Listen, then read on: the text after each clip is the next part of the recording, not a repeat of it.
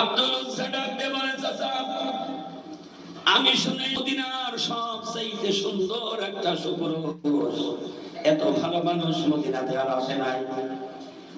চাচা আমার মন বলছে আমিও যেন কালেমা পড়ে ইসলাম কবুল করে নেই। হিদায়াত কার বলে? চাচা বলছে হ্যাঁ আমার মনে হয় ভালো মানুষ। আমিও জানি এই আরব ভূমিতে একটা মানুষকে আলামিন বলে ডাকা হয়েছে, সেই মানুষটার কেউ নয়, তিনি হলেন বিশ্ব নবী। অর্থাৎ নবুয়ত প্রাপ্ত হবার আগে তাকে ডাকা হচ্ছে আলামিন, অর্থাৎ সত্যবাদী। আল্লাহ তাআলা সত্যবাদীর কাছে যাইতে হবে, হুকুম করেছেন প্রত্যেকটা মানব জাতির। সুবহানাল্লাহ। আমি সময় পেলে সে জায়গা মতো যাব। তো চাচাকে বলছে, চাচা তাহলে দেরি করে আর লাভ কি, চলুন দুজনা গিয়ে নবীজির কাছে গিয়ে, তিনি নাকি এখন আল্লাহর পয়গম্বর নবী, কালেমা পড়ে ইসলাম কবুল করে নেই। চাচা বলছে না, এটা আমার দ্বারা সম্ভব হবে না, আমি কালেমা পড়বো না। ভাতিজা বললেন, চাচা আপনি যেহেতু না বলে দিলেন, আমার মন মস্তিষ্ক সব চলে গেছে, তাহলে আমি আপনাকে সাক্ষী রেখে এখনই কালেমা পড়ে দিলাম। আব্দুল উজ্জান চাচা ডাক দিয়ে বলে, শোনো তুমি যে কালেমা গ্রহণ করে নিলে এর পরিণাম তুমি কি জানো? বলছে চাচা জানি না। সেটা কি? বলছে আমি তোমার বাড়ি দিয়েছি, ঘর দিয়েছি, ছেড়ে দিতে হবে। আব্দুল উজ্জা বলেন, চাচা ছেড়ে দিলাম, জায়গা জমি গরু ছাগল যা দিয়েছি সব ছেড়ে দিতে হবে। বলছে দিলাম। এবার বলেন চাচা আপনি আমাকে বিদায় দেন, আমার মন ডেকেছে, আমি নবীর দরবারে চলে যাব।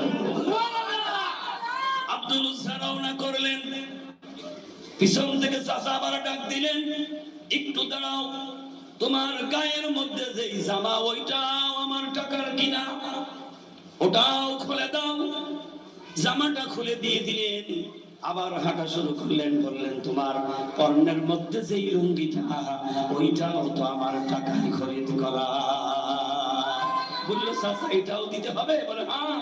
লুঙ্গিটাও খুলে দিলেন। যুবক মানুষ, শরীরের মধ্যে আর পোশাক নেই। আল্লাহু আকবার বলেন।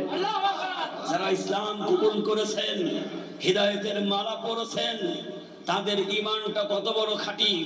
আমার সব চলে যেতে পারে, কিন্তু আমি ওই রাসূলের ভালোবাসা থেকে এক যারা পরিমাণ সরে যাব না। চিৎকার দিয়ে বলুন সুবহানাল্লাহ। আব্দুল উজ্জা মনে মনে চিন্তা করলেন, চাচা যেহেতু আমাকে তাড়িয়ে দিয়েছে, আমার তোর যাবার কোনো জায়গা নেই, কেউ নেই, কিন্তু আমার মা তো এখনো বেঁচে আছে, যাই দেখি আমার মার কাছ থেকে কোনো উপকার পাওয়া যায় নাকি। এবার লজ্জা স্থান হাত দিয়ে চেপে ধরে দৌড় দেয় যুবক মানুষ। মার বাড়ি গিয়ে বাইরের দরজায় দাঁড়িয়ে ডাক দিলেন, মা।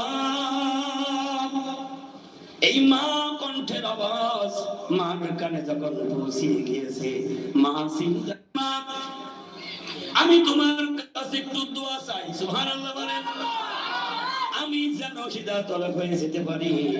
বলে আর কি রে বুঝা? বলে মা যদি তোমার কাছে কিছু থাকে কাপড়, আমাকে একটু সাহায্য করো, আমার ইজ্জতটা ঢেকে যেন আমি বিশ্ব নবীর দরবারে যেতে পারি। মা একটা ছিঁড়া কম্বল দিলেন। এই ছিঁড়া কম্বলটা কিতাবের মধ্যে উল্লেখ আছে, মাঝখান থেকে ছিঁড়েন দুইটা ভাগ করে নিলেন।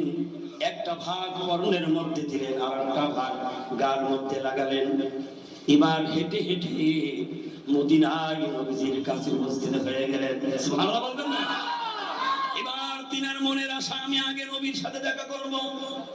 নবীর সাথে দেখা করার জন্য শুধু খুঁজছে, তালাশ করছে, কিন্তু কোনটা নবী, নবী কোথায় উজ্জা তো দেখে নাই, তালাশ করে পাই না। শেষ নবীর কাছে গিয়ে জিজ্ঞাসা করছে, আল্লাহ রাসূল কোথায়? সুবহানাল্লাহ। আল্লাহ রাসূল কোথায়?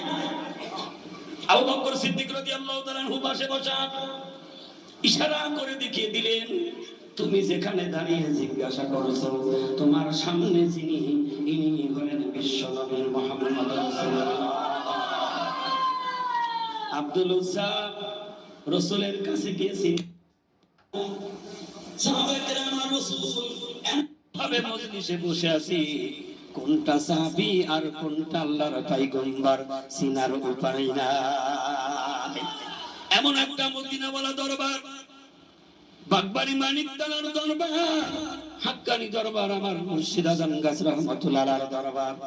মুর্শিদার মুরিদ এক সাটাইতে বসে থাকে, কোনটা মুরিদ আর কোনটা মুর্শিদ চিনার উপায় থাকে না। ওই রাসূলের দরবার আর বাগবাড়ির দরবার একই দরবার আছে। সুবহানাল্লাহ জোরে বলেন।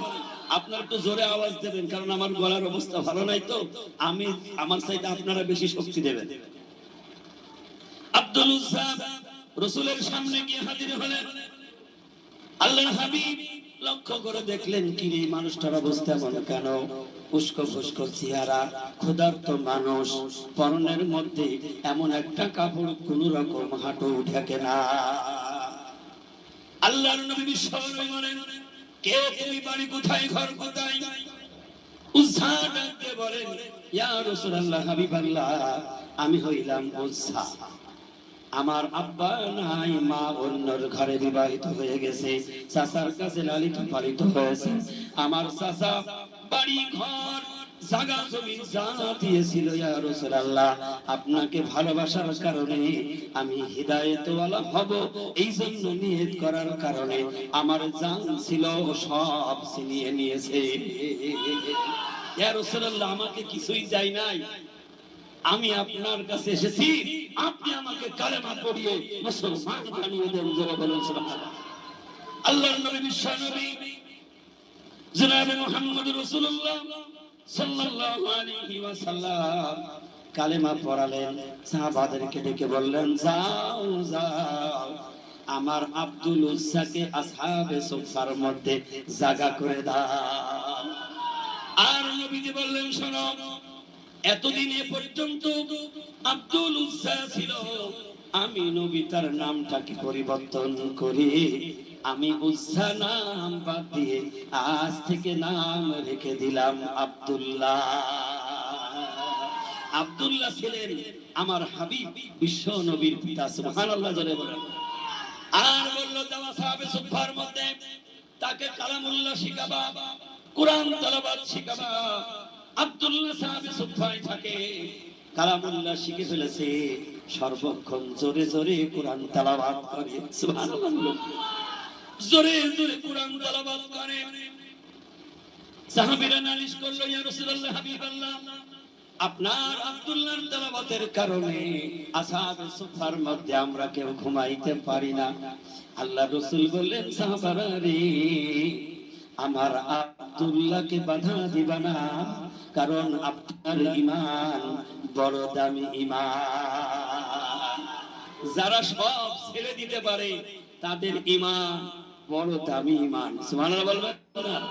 যখনই আল্লাহর প্রেমিক হয়ে যায়, আশিক হয়ে যায়, সম্পদের মায়ার থাকে। কথা বলেন না কেন? নিজের সম্পদটাকে আর মায়ার কিছু মনে করে না, ঘর বাড়ি জায়গা জমি কিছুই মনে করে না। আজকে আমার পাঁচ ও মুর্শিদের দিকে লক্ষ্য করুন, নিজের জমিদারি ঘর বাড়ি সমস্ত আরামায়েশ ত্যাগ করে ওই আল্লাহর প্রেম ভালোবাসায় রাসূলের মহব্বতে সব ছেড়ে দিয়ে আজকে হিজরত করে বাগবাড়ি মানিকতলায়। জোরে বলুন না সুবহানাল্লাহ। আজকে মওজুদা কুদ্দুসিন হুজুর কিবলা দামাত বারকাতুহু এই ঘটিয়া শরীফে বসবাস করেছেন। তার জন্মভূমি হলো হুমরাতে, কিন্তু আজকে দেখেন আল্লাহর প্রেম সাগরে ডুব দিয়েছেন, সব ছেড়ে দিলেন। জমি জায়গার মায়া নেই, ঘর বাড়ির মায়া নেই, সন্তানাদি সবাইকে ছেড়ে দিয়ে আল্লাহর প্রেম ভালোবাসা নিয়ে সেই রাসূলের সুন্নতের তাবেদারি করে কেন গেলেন?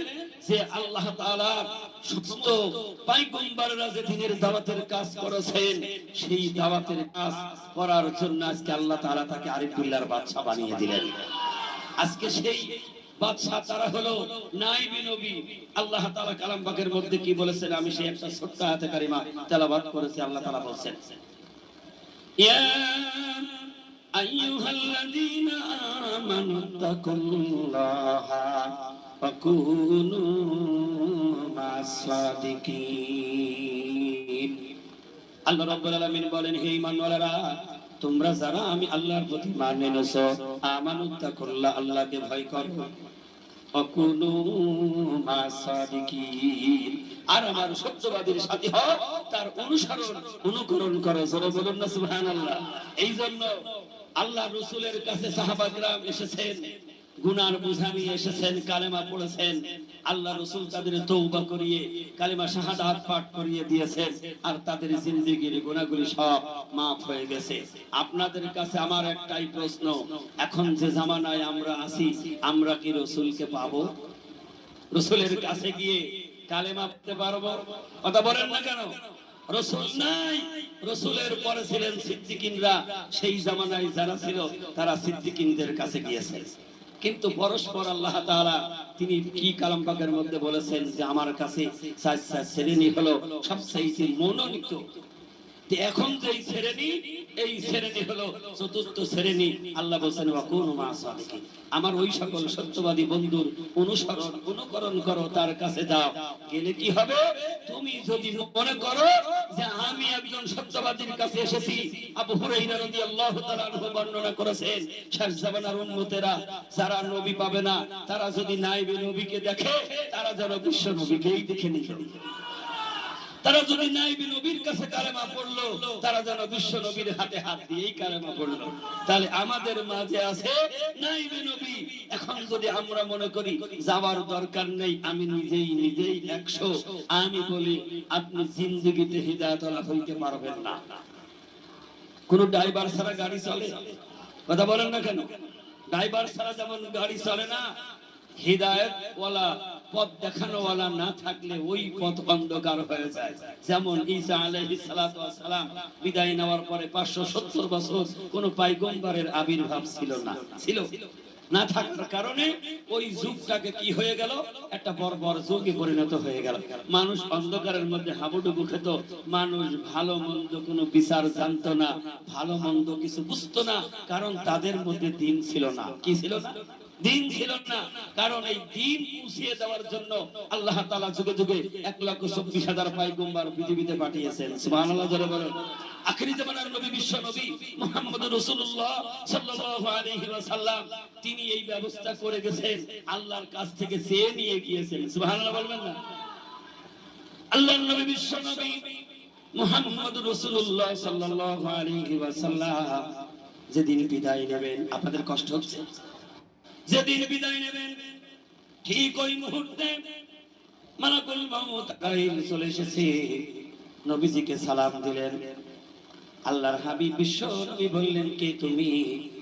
জানার পরও জিজ্ঞাসা করলেন। মালাকুল মউত বলেন, আমি হইলাম আজরাইল। কারণ রাসূলের বুঝতে আর বাকি নেই যে আজরাইল জীবনে যার কাছে যায়, একবারই যায়, রূহ নেওয়ার জন্য যায়। কথা ঠিক না ঠিক? বলল, তাহলে তুমি কি আমার রূহ নিতে এসেছো? বললেন, হ্যাঁ। আল্লাহ রাসূল বললেন, মালাকুল মউত, আমি যদি তোমার অনুমতি না দেই তাহলে তুমি কি করবে? মালাকুল মউত বললেন, আমার আল্লাহ আগেই বলেছে আমার হাবিবের কাছে অনুমতি নেবা, যদি অনুমতি দেয় ভালো, অনুমতি না দিলে ফিরে চলে আসবা। এত বড় পাওয়ার বিশ্বের আর কারণ দেওয়া হয়নি। বাবা আদম থেকে নিয়ে পর্যন্ত এত বড় পাওয়ার আর কোন পয়গম্বর পাই নাই। সুবহানাল্লাহ জোরে বলুন। মালাকুল মউত কে আল্লাহ রাসূল বলেন, তাহলে তুমি একটু দাঁড়াও, জিবরিল আসা পর্যন্ত। এই কথা বলার সাথে সাথে জিবরিল এসে গেলেন। জিবরিলকে আল্লাহ রাসূল বলেন, জিবরিল, আমি নবী চলে যাব, কিন্তু আমার বড় মায়া লাগে, আমি নবী যাওয়ার পরে আমার এতিম উম্মত গুলিকে দেখাশোনা করবে। রাসূলের মনে বড় কষ্ট হয়ে গেল, যে উম্মতের জন্য দান মুবারক শহীদ হয়ে গেছে, মনে কষ্ট করে নাই। মাথার হেলমেট জিহাদের ময়দানে বিশ্বাসেরা পাড়ি দিয়েছেন, হেলমেট ভেঙে গিয়ে লোহার কড়া কপালের মধ্যে ভেদ করে ঢুকে গেছে। এমন অবস্থায় ঢুকে গেছে, কোন রকম বের করা যায় না। সাহাবে کرام পাগল হয়ে গেলেন, কেউ সাহস পায় না। একজন সাহাবী বলেন, আমি এটা বের করে দেব।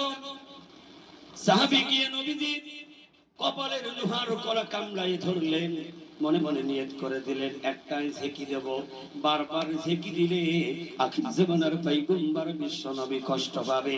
দাঁত দিয়ে এমন ভাবে কামড় দিয়ে লোহার কড়া তুলেছিলেন, কিতাবে আসছে টান দেওয়ার সাথে সাথে লোহার কড়াও ওঠে না, কামড় ছাড়ে না।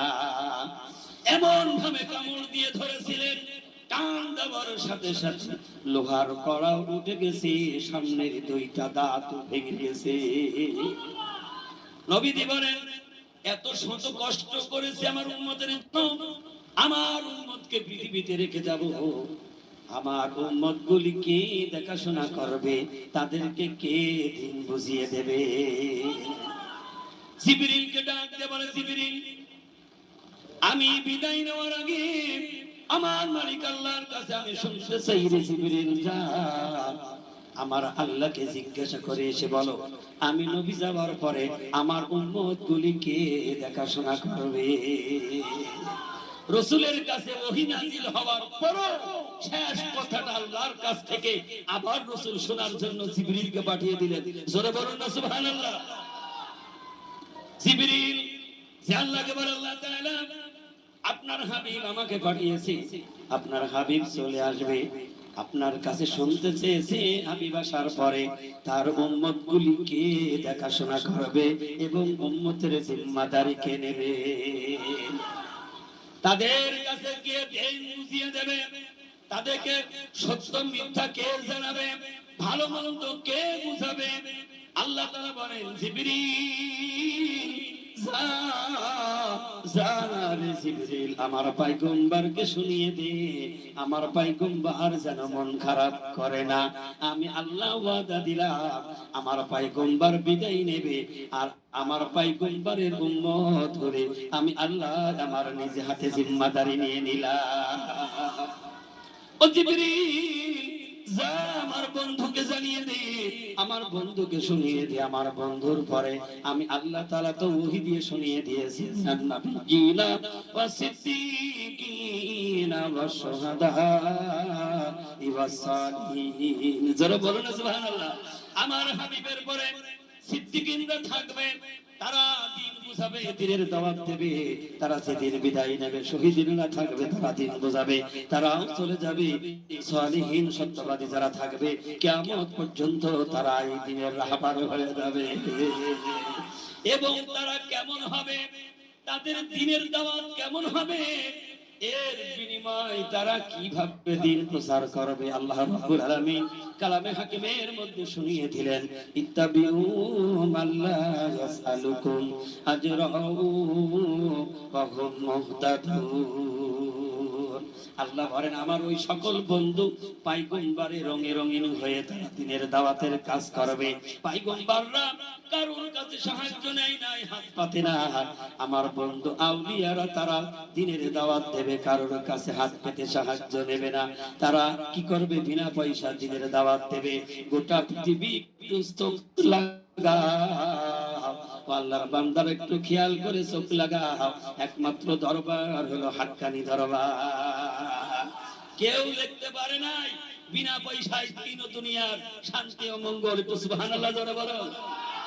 বিনা পয়সায় কে প্রচার করেছিলেন? আখিরি জামানার পয়গম্বর বিশ্ব নবী দিনের দাওয়াত দিয়েছিলেন, সাহাবায়ে কেরাম দাওয়াত দিয়েছিলেন, তাবিঈনরা দাওয়াত দিয়েছিলেন, এবং তাদের মধ্যে এত তাকওয়া পরহেজগারি ছিল যা সবগুলি এখন বর্ণনা করলে আমার মুর্শিদের মধ্যে পাওয়া যায়।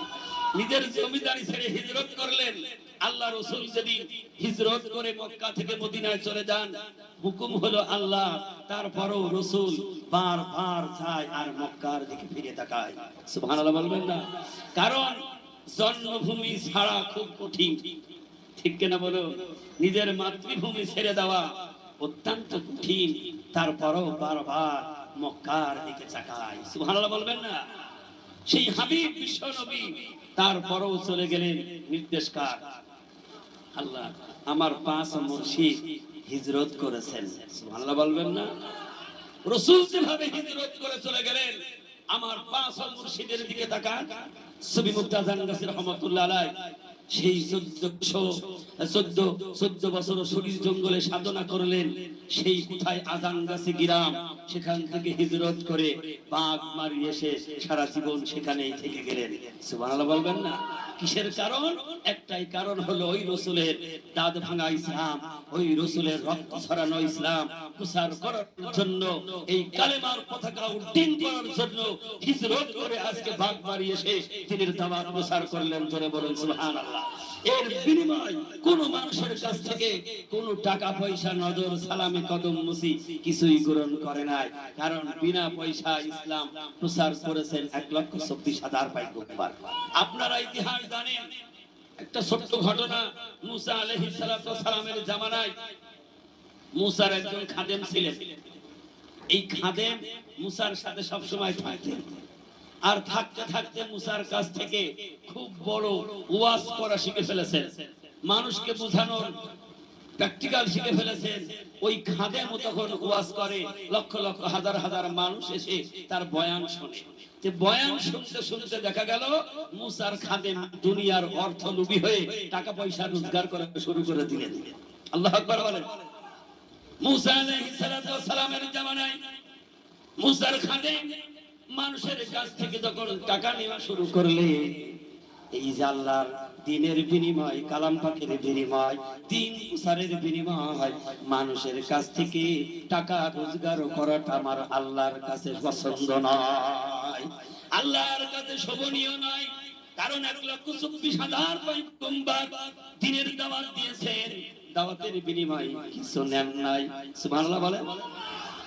কিন্তু একটা বড় ব্যাপার হলো, আগের জামানায় পয়গম্বরের উম্মতেরা যখন নাফরমানি করত, আল্লাহর পক্ষ থেকে গজব এসে তাদেরকে ধ্বংস করে দিত। কিন্তু এই জামানায় শত নাফরমানি করলেও গজব আসে না। তার কারণ হলো আল্লাহর হাবিব বিশ্ব নবী আল্লাহর কাছে দোয়া করেছেন, আল্লাহ আপনি আমাকে একটা বড় খিতাব দিয়ে ডেকেছেন, ওমা আরসালনাকা ইল্লা রাহমাতাল লিল আলামিন, এত বড় নাম দিয়ে আপনি আমাকে ডেকেছেন, আর আমার কওম, আমার জাতি, আমার উম্মতেরা যদি ধ্বংস হয়, তাহলে আপনি কেন আমাকে ডেকেছেন রাহমাতাল লিল আলামিন? সুবহানাল্লাহ বলবেন না? আল্লাহ তুমি সাহায্য বিচার করবে কেন, এই দুনিয়ার সমাজে যেন আমার উম্মতেরা লাঞ্ছিত, অপমানিত না হয়। দোয়া করেছেন, আল্লাহ তুমি তাদেরকে হিদায়াত বানিয়ে দাও। সুবহানাল্লাহ বলবেন না? আর আগের জামানার পয়গম্বরের উম্মতেরা তারা হাড্ডা বাড্ডা করলে আল্লাহ কি করত? গজব দিয়ে ধ্বংস করত। মুসার খাদেম যখন টাকা রোজগার করা ধরলেন, আল্লাহ তাআলার গজব নাজিল হয়ে গেল। আল্লাহু আকবার বলেন। কেমন গজব?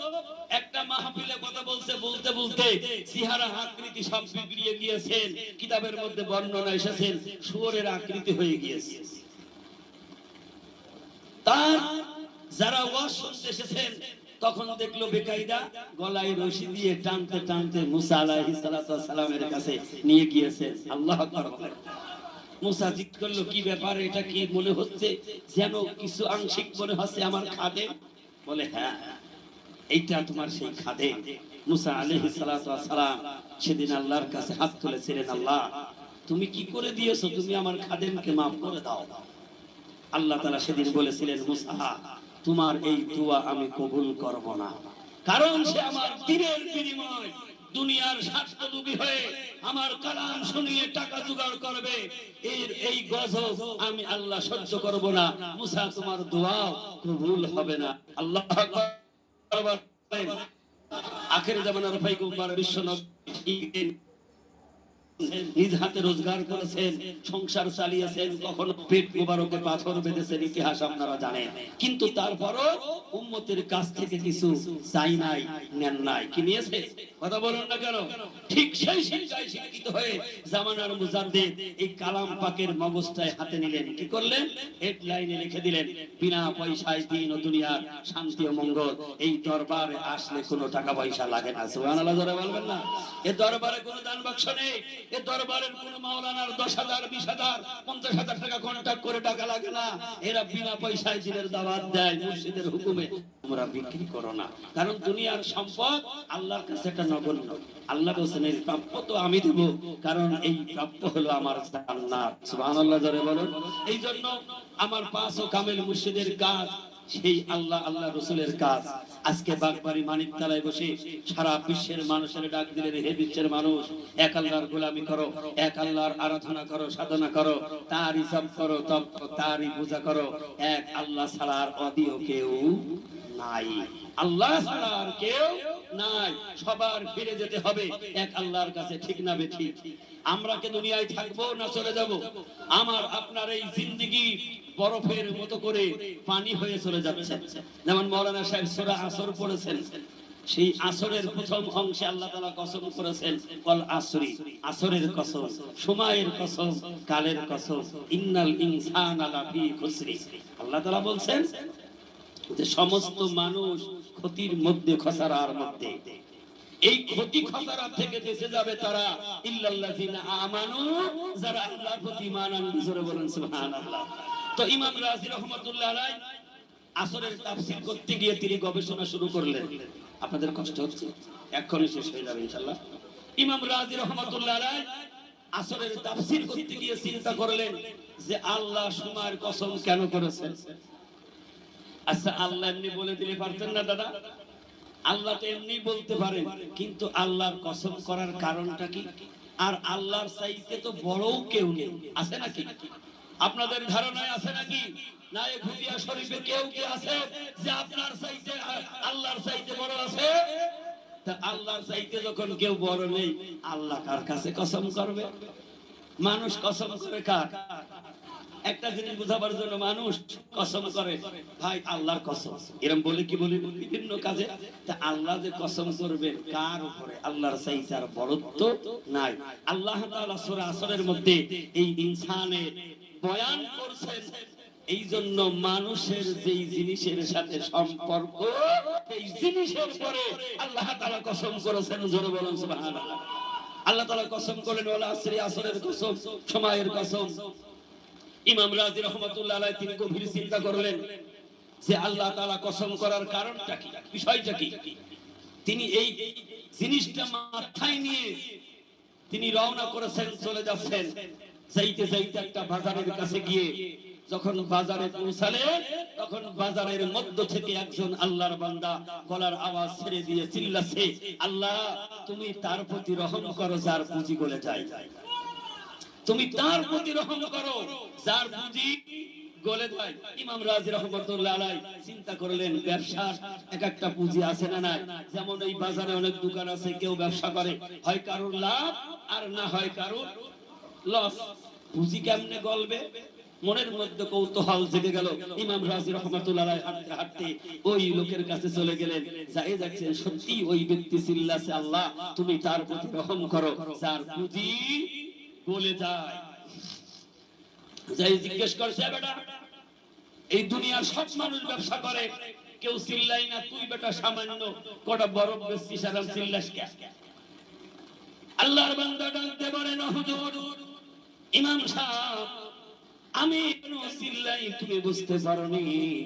আমার যে ছোট্ট পুঁজি ছিল, এই পুঁজিটুকু আমি বরফের মধ্যে নিয়ে এনেছি।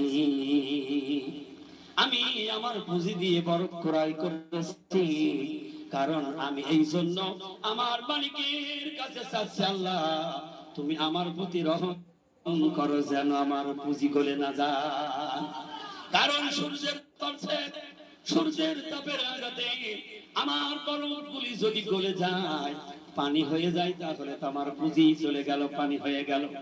ইমাম রাজি রাহমাতুল্লাহ আলাইহি তাকে বুঝালেন, দেখো তুমি যে আল্লাহর কাছে চেয়েছো, তোমার যেমন ব্যবসার পুঁজি, নিজে নিজে বলেন আমারও একটা পুঁজি আছে, আমার পুঁজির নাম হলো হায়াত। আমার পুঁজির নাম কি? জোরে বলুন, নাম কি? প্রত্যেকের পুঁজি আছে না নাই? আপনারা বলুন, আপনার আমার প্রত্যেকের এই হায়াতের পুঁজি বাড়ছে না কমছে? হ্যাঁ, বাড়ছে না কমছে? কিন্তু আমরা কমা কথা বলি না, বড় কথা বলি। আমরা বলি একটু বড় হই, তারপরে এই করবো তা করবো, তার মানে ওর ধারণা বাড়ছে, ঠিক না বেঠিক? যুবকের নামাজ পড়তে বলবেন, বলে দাঁড়াও না, এখন কেবল উঠা বয়স, একটু বয়স বাড়ুক। ছেলে যখন হয়েছে তখন বলে আরো দাঁড়াও না, কেবল সংসারের মানুষ হলাম, একটু মুরব্বী হই, এরম বলে কি বলে না? আবার যদি বলা হয়, যুবক বয়স চলে যাচ্ছে, এখনো দাড়ি রাখি না তো, এখনো তো আমার পোলা পানি বড় হলো না, আমি দাড়ি রাখি তো চাচা হয়ে যাবে। চাচা হলে সম্মান বাড়ে না কমে? কথা বলে না কেন? আপনারা যারা রাখেন নাই রাগ করবেন, আমার কিছু করার নেই, কিন্তু দাড়ি রাখা হলো ওয়াজিব। আপনি ওয়াজিব বাদ দিয়ে সুন্নতের বাহাদুরি দেখাবেন, আল্লাহ ভালোবাসবেন। কথা বলুন না কেন? দাড়ি রাখা কি ওয়াজিব, রাসূলের তরিকায় এটা হলো সুন্নাত, কিন্তু আমরা অবহেলা করি। এইটা আমরা ঈমানদার।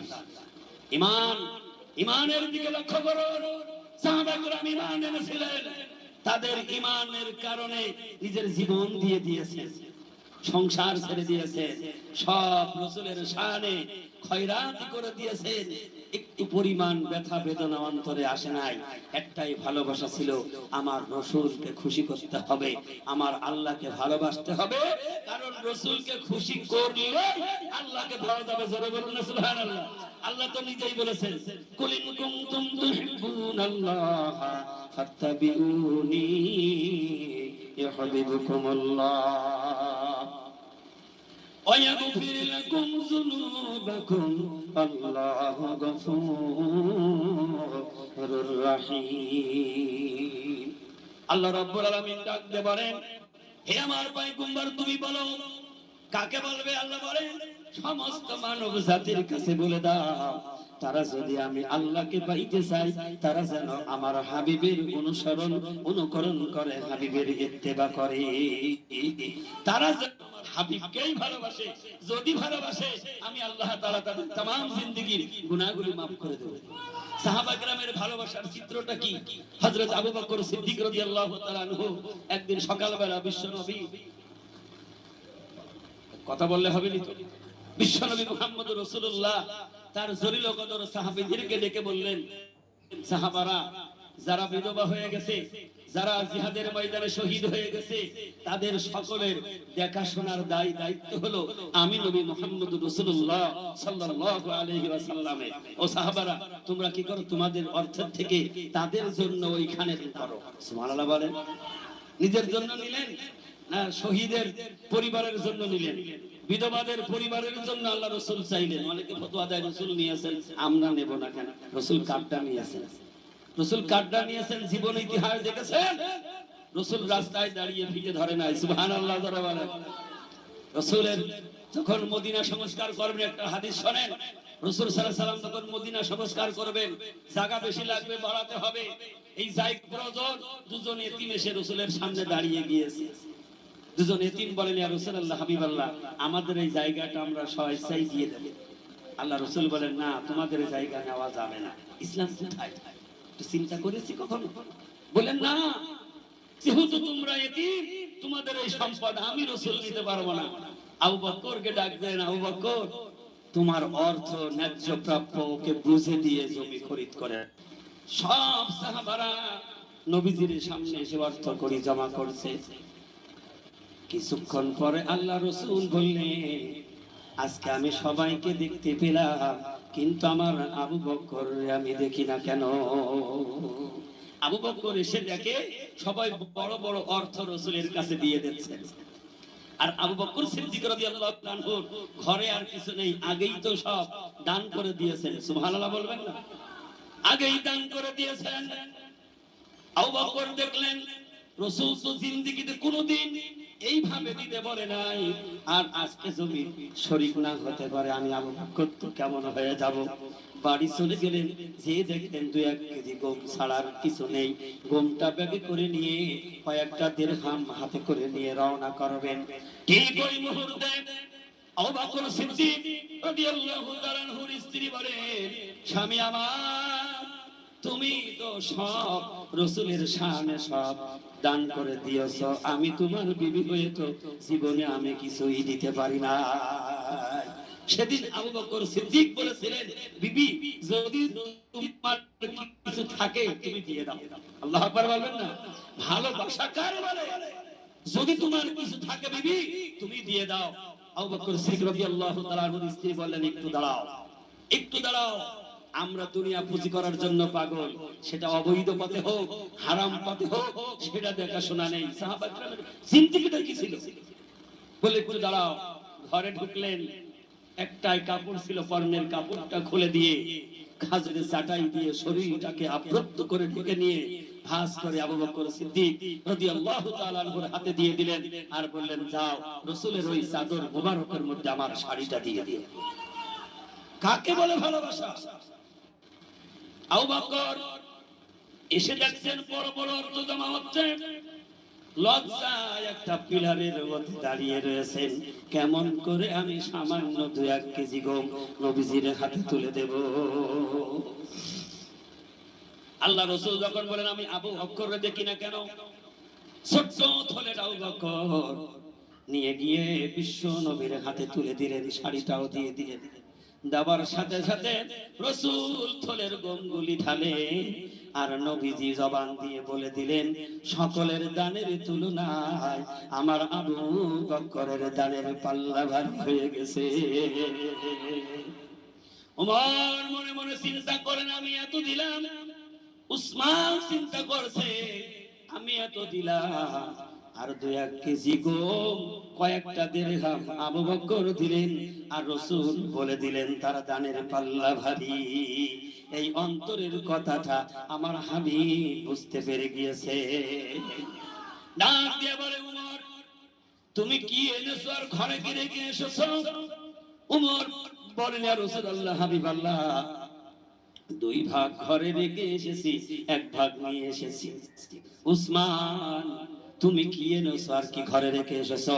উসমান গনি রাদিয়াল্লাহু তাআলা আনহু বলেন, আমার সম্পদকে অর্ধেক ভাগ করে 1 ভাগ এনেছি আর 1 ভাগ রেখে এসেছি। আবু বকরের দানের পাল্লা বুঝাবার জন্য রাসূল আবার বলেন, আবু বকর রে, তুমি কি এনেছো আর ঘরে কি রেখে এসেছো? আবু বকর সিদ্দিক রাদিয়াল্লাহু তাআলা আনহু বলেন, ইয়া রাসূলুল্লাহ, হাবিবাল্লাহ, আমার ঘরে যাবতীয় সম্পদ যা ছিল সবগুলো এনে আমি আপনার হাতে দিয়েছি। আমার ঘরে এখন আমার আল্লাহ আমার রাসূলকে রেখে এসেছি। ঠিক ওই মুহূর্তে জিবরিল এসে হাজির। সুবহানাল্লাহ জোরে বলেন। জিবরিল এসে রাসূলের সামনে হাজির হয়ে গেল।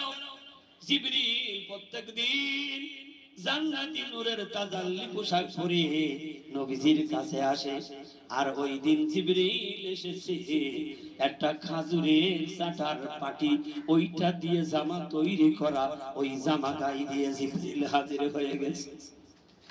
আল্লাহর হাবিব বলেন, জিবরিল প্রতিদিন তুমি জান্নাতি পোশাক পরে আসো রে জিবরিল, আজকে তোমার এই হালত কেন রে জিবরিল? তোমার গায়ে কেন খাজুরের চাটার পাটি রে জিবরিল? জিবরিল বলেন, ইয়া রাসূলুল্লাহ, হাবিবাল্লাহ, আপনি কি আবু বকরের ঘরের খবর নিয়েছেন নাকি? আল্লাহু আকবার বলেন। এর নাম হলো রাসূলের ভালোবাসা অনুসরণ অনুকরণ করা। ইয়া রাসূলুল্লাহ, আপনি কি আবু বকরের ঘরের খবর নিয়েছেন? আল্লাহ রাসূল বলেন, কই না তো, আমি তো খবর নেই নাই। জিবরিল বলেন, ইয়া রাসূলুল্লাহ, আল্লাহ আমাকে বলে দিয়েছেন যে আজকে আমার নবীর প্রেমে আশিক হয়ে আবু বকরের স্ত্রী তার পরনের কাপড়টা পর্যন্ত খুলে খাজুরের চাটার পাটি দিয়ে তার শরীর ঢেকে দিয়েছে রে জিবরিল।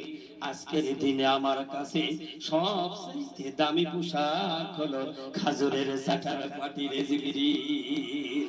ও জিবরিল, তুই যা খাজুরের চাটার পাটির জামা গায়ে দিয়ে আমার নবীর সামনে হাজির হয়ে যা। জোরে বলুন সুবহানাল্লাহ।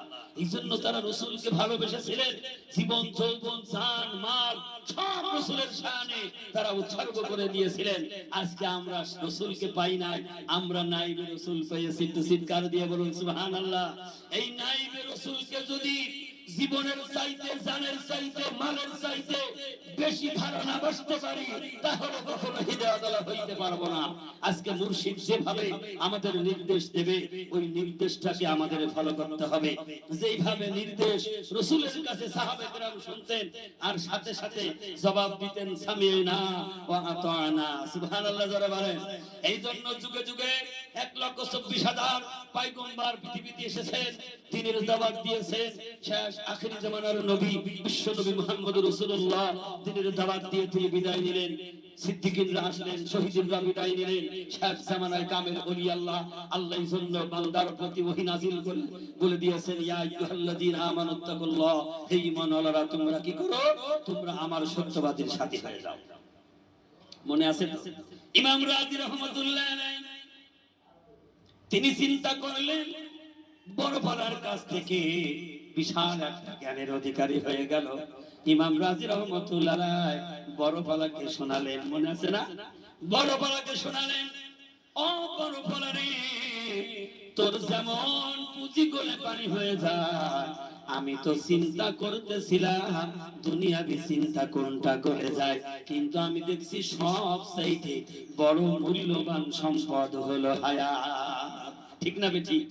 তাহলে আমার আপনার প্রত্যেকের হায়াত বরফের মতো করে গলে গলে পানি হয়ে চলে যাচ্ছে। কোন দিন ডাক এসে যাবে, বিশ্বের কেউ আর ঠেকিয়ে রাখতে পারবে না। পারবে নাকি? বিশ্বের কেউ ঠেকিয়ে রাখতে পারবে না, কারণ এই দুনিয়া ছেড়ে সবার চলে যেতে হবে। তাই আমার মুর্শিদ আমাদেরকে শিখালেন, বুঝিয়ে দিলেন, আগা আপনি মৌত সে কোই বশর নেহি, সামান সাও বরস কাহাই, কালকে খবর নেহি। 100 বছরের জন্য সব মওজুদ, এরম মানুষ আছে না নাই? 100 বছরের জন্য সব রেডি করেছেন, কিন্তু আগামীকাল মৃত্যু হবে এই খবর কিন্তু আমার আপনার জানা নেই। এই জন্য সময় থাকতে হুঁশিয়ার হতে হবে। তাই মুর্শিদ ডাক দিলেন, হে বিশ্বের মানুষ, বিনা কাজায় 5 ওয়াক্ত নামাজ আদায় করো। কয় ওয়াক্ত নামাজ? কয় ওয়াক্ত নামাজ? 5 ওয়াক্ত নামাজ আদায় করো। আর নামাজের পরে বেশি বেশি করে কালাম পাকের তেলাওয়াত জিকির করো, কালামের জিকির করো। জামানার মানুষ সুদ মুক্ত বেশি না কম? কথা বলেন না কেন? আজকে সুদের পেছনে মানুষ প্রতিযোগিতা লাগিয়েছে।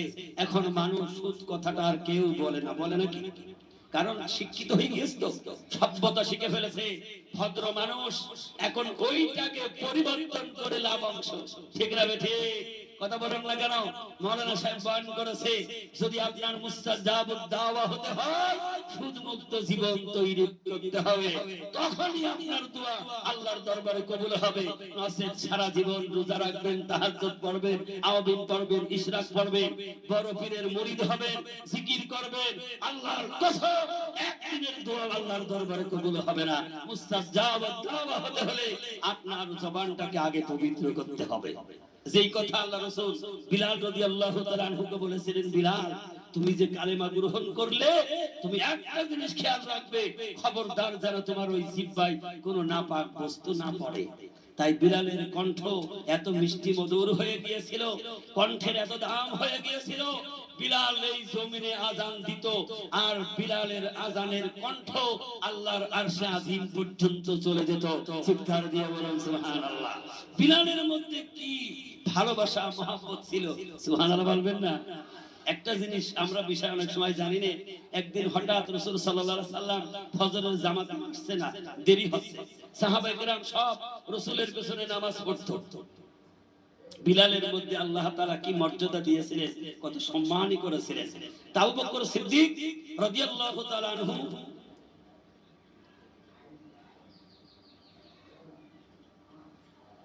বিলাল রাদিয়াল্লাহু তাআলা আনহু মুয়াজ্জিন, বিলালের কাজ ছিল সবাইকে ডেকে আনা। কি বলতেন? হাইয়া আলাস সালাত, হাইয়া আলাস সালাত। আবু বকর সিদ্দিক রাদিয়াল্লাহু তাআলা আনহু বিলালকে বলছে, বিলাল রাসূল এখনো আসে নাই, রাসূলকে ডাকার দায়িত্ব তোমার। সুবহানাল্লাহ জোরে বলেন। কোন সাহাবী রাসূলকে ডেকে আনবেন এ সাহস হয় নাই। আবু বকর বারবার বলছে, বিলাল তুমি সবাইকে ডাকো, ঘুম ভাঙাও নামাজের জন্য, তোমার দায়িত্ব হলো রাসূলকে তোমাকে ডাকতে হবে। বিলাল রাদিয়াল্লাহু তাআলা আনহু চিন্তা করে গেলেন, আমার হাবিবকে আমি কেমন করে ডাক দেব যে হাবিব মসজিদে নামাজের সময় হয়ে গেছে। আল্লাহর নবী বিশ্ব নবীর হুজরাত থেকে ডাকার জন্য সত্যি বিলাল চলে গেলেন। নবীজির হুজরার কাছে দাঁড়িয়ে বিলালের ওই কণ্ঠে ডাক দিলেন, আসসালাতু খায়রুম মিনান নাওম। আওয়াজ শুনে রাসূলের ঘুম ভেঙে গেল। কারণ বিলাল কি বললেন যে ঘুম হইতে নামাজ উত্তম। সুবহানাল্লাহ বলবেন না? রাসূলকে ডাকে না, রাসূলের উদ্দেশ্য করে বিলাল ডাক দিলেন, হে বিশ্বের মানুষ, ঘুম হতে নামাজ উত্তম। আল্লাহ রাসূল চলে আসলেন, মসজিদে এসে নামাজ পড়ালেন, ডাক দিলেন, বিলাল রে, ও বিলাল, তোর এই এত সুন্দর ডাক তোরে কে শিখিয়ে দিয়েছে? সুবহানাল্লাহ বলবেন না? ও বিলাল, এত সুন্দর ডাক জীবনে তো তুই দিস নাই রে বিলাল, আজকে কেন এত সুন্দর ডাক দিলি রে বিলাল? ও বিলাল, এই ডাক আর বন্ধ করিস না রে বিলাল। প্রত্যেক দিন ফজরের নামাজের মধ্যে একবার নয় বিলাল, তুই দুইবার ডাক দিবি। বিলালের এই ডাক আমার হাবিব এত পছন্দ করলেন, বিলাল রে, ফজরের জামাতের আগে নামাজে আজান দিবি, প্রত্যেকদিন এই ডাক তুই দুইবার দিবি। ওই দিন থেকে আজানের এই ধ্বনি চালু হয়ে গেল। জোরে বলবেন না সুবহানাল্লাহ? আমার আব্বারা ভাইরা, সাহাবায়ে কেরাম তারা রাসূলকে ভালোবেসেছেন, জীবনের সব কিছু উজাড় করে দিয়ে, মহব্বত ভালোবাসা দিয়ে, জান প্রাণ দিয়ে রাসূলের শানে সব উৎসর্গ করে দিয়েছে। আজকে আমরা শেষ নবীর উম্মত, আজকে আমরা শেষ জামানায় রাসূল পাই নাই, কিন্তু নাইবে রাসূল পেয়েছি। ঠিক না বেঠিক? তো নাইবে রাসূল তিনি সেই একই ডাক দিয়েছেন। এই জন্য আমার সকল সম্মানিত ভাই বাবাজিরা, কামেল ওলি আল্লাহর কাছে যে দিন না শুনলে, দিন না বুঝলে আমরা গুমরাই হয়ে যেতাম। ঠিক না বেঠিক? ভালো মন্দ বিচার করার মতো যোগ্যতা আমাদের নেই। এই জন্য শেষ জামানার মুজাদ্দিদ হযরত মাওলানা সুফি মুফতি আজান গাছী রাহমাতুল্লাহ আলাইহির মতো একজন কামেল মুর্শিদ আমরা পেয়েছি। একটা ইয়াকিন করে নিতে হবে, শেষ জীবন পর্যন্ত যেন মুর্শিদের এই জামান ধরে রাখতে পারি। সকলে বলে আমি, আরো একটু চিৎকার দিয়ে বলি আমি। এই জন্য আজকে মুর্শিদের হুকুমে আজকে এই ঘুটিয়া শরীফ আমরা এসেছি। এই ঘুটিয়া শরীফে আমার মওজুদা কুদ্দুসিন হুজুর কিবলা কত চলাফেরা করেছে, তার পায়ের ধুলি এই জমিনে আছে না নাই? কথা বলেন, আছে না নাই? কারণ আল্লাহর বন্ধুত্বের ধুলি যেখানে লেগে যাবে সেই জায়গাটা পবিত্র হয়ে যাবে। সুবহানাল্লাহ বলবেন না? সেই জায়গাটা দামি হয়ে যাবে।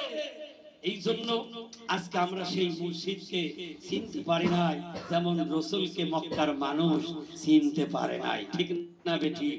এই জন্য মদিনাবাসী রাসূলকে চিনেছিলেন আর বলেছিলেন, আল্লাহ রাসূল বলেছিলেন, হে মদিনাবাসী, তোরা কি আমাকে এখন ভালোবাসবি না সারা জীবনই ভালোবাসবি?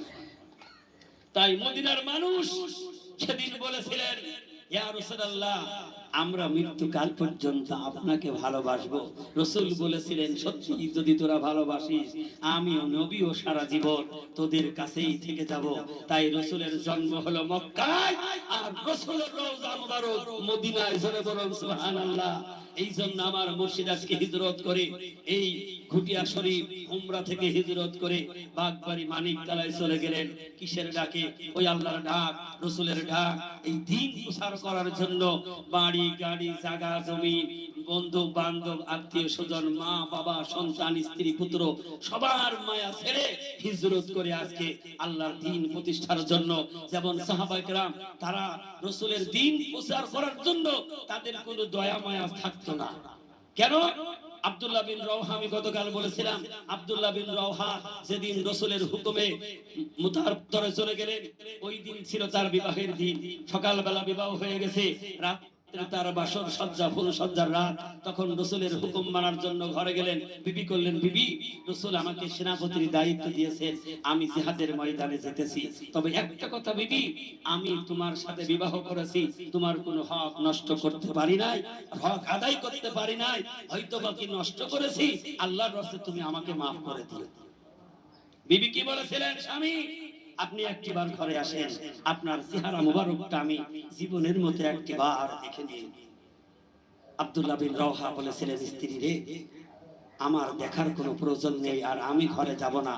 ঘরে গেলে তোমার প্রতি আমার প্রেম ভালোবাসা বাড়বে, প্রেমের আকর্ষণ বেড়ে যাবে। বিবি, তুমি আল্লাহর রাস্তায় আমাকে মাফ করে দাও, আমি জিহাদের ময়দানে যেতেছি। বিবি বলেছিলেন, প্রাণের স্বামী আমার, আমি তোমার সাথে কোনো প্রেম নিবেদন করব না, কারণ তুমি জানো আমি এই মদিনার সবচেয়ে একজন সুন্দর রমণী, আমিও জানি তুমি একটা সুন্দর সুপুরুষ। তোমার চেহারা মুবারক একটা নজর আমি দেখে দিতে চাই, কারণ এখনো পর্যন্ত আমি তোমার চেহারা দেখি নাই। সুবহানাল্লাহ বলবেন না? এখন বর্তমান জামানায় চেহারা 6 বছর আগেই দেখে কি দেখে রাগ করলে কিছু কারণে অনেক কথা বলার ছিল, সময়ের সাপেক্ষে বলা হবে না। আর 6 মাস আগে দেখি দাদা, দাদা খালি হাসছে, কথা বলে না। বললাম আমি তোমার চেহারাটা দেখে রাখি। আব্দুল্লাহ বিন রওহা সেদিন বলেছিলেন, বিবি রে, আমার চেহারা তোমার দেখার প্রয়োজন হবে না। আমি শহীদ হওয়ার পর যদি তুমি ধৈর্য ধারণ করে থাকতে পারো, কিয়ামতের দিন আমার আল্লাহ রাব্বুল আলামিন তোমাকে আমাকে স্বামী স্ত্রী হিসাবে পরিচয় করিয়ে দেবে। এই কথা বলে জিহাদের ময়দানে চলে গেলেন। জোরে বলুন না সুবহানাল্লাহ। আজ আমার 5 কামেল মুর্শিদ নিজের নফসের প্রতি জিহাদ করে সমস্ত কিছু ছেড়ে দিয়ে আল্লাহর দ্বীন জমিনে কায়েম করার জন্য, এই দ্বীন প্রতিষ্ঠা করার জন্য, বাগবাড়ি মানিকতলা এক আল্লাহর সান্নিধ্য লাভের জন্য, এই ইসলাম প্রচার করার জন্য আজকে হিজরত করে চলে গেছে। সেই মুর্শিদকে আমরা চিনতে পারি নাই। সেই মুর্শিদ কি আছে আমরা কেউ চিনি নাই। তারা হলো আরিফ বিল্লাহর বাদশা, আল্লাহর বন্ধু। আল্লাহ রাসূল বলেছেন কিয়ামতের দিন আল্লাহর বন্ধু তারা হলে কিয়ামতের দিন নূরের মেম্বারের উপরে বসে থাকবে। আবু বকর, সিদ্দিক, উসমান, আলী সবাই রাসূলের কাছে খাড়া। মনে মনে চিন্তা করেন, আল্লাহর বন্ধু আমাদের চাইতে কে বড় বন্ধু হবে? রাসূলের হাতে হাত দিয়ে কালেমা পড়েছি, সুবহানাল্লাহ বলবেন না? আল্লাহর নবী সাহাবাদেরকে ডাক দিয়ে বললেন, সাহাবারা, আমার আল্লাহ আমাকে জানিয়ে দিয়েছে আমার উম্মতের মধ্যে এক শ্রেণী বান্দা থাকবে, তাদের সেদিন কোনো ভয় ডর চিন্তা পেরেশানি থাকবে না। আবু বকর বললেন, ইয়া রাসূলুল্লাহ, তাদের ব্যাপারে একটু পরিচয় দিয়ে দিন। আল্লাহ রাসূল কোরআনের আয়াত পড়ে শুনিয়ে দিলেন, আলা ইন্না আউলিয়া আল্লাহি লা খাউফুন আলাইহিম ওয়ালা হুম ইয়াহজানুন। আল্লাহ রাসূল শুনিয়ে দিলেন, তারা হলো আল্লাহর বন্ধু, আউলিয়া, তাদের কোনো ভয় ডর থাকবে না, তারা সেদিন নূরের মেম্বারের উপরে বসে থাকবে। জোরে বলুন না সুবহানাল্লাহ। আল্লাহ পাক আমাদেরকে ভালোবেসে সেই কামেল ওলি আল্লাহ আজকে সেই ঘুটিয়া শরীফে আজকে এই পাক মজলিসে আসার সুযোগ করে দিয়েছে। আমরা সকলে আরেকবার কালিমাতে শুকর আদায় করি, সকলে বলি আলহামদুলিল্লাহ। আল্লাহ তাআলা যেন আমার 5 কামেল মুর্শিদের হুকুমে চলার তৌফিকটা দান করুক, সকলে বলি আমিন, আল্লাহুম্মা আমিন। ওয়া আখিরু দাওয়ানা আনিল হামদুলিল্লাহি রাব্বিল আলামিন। হাক্কানি দরুদ শরীফ।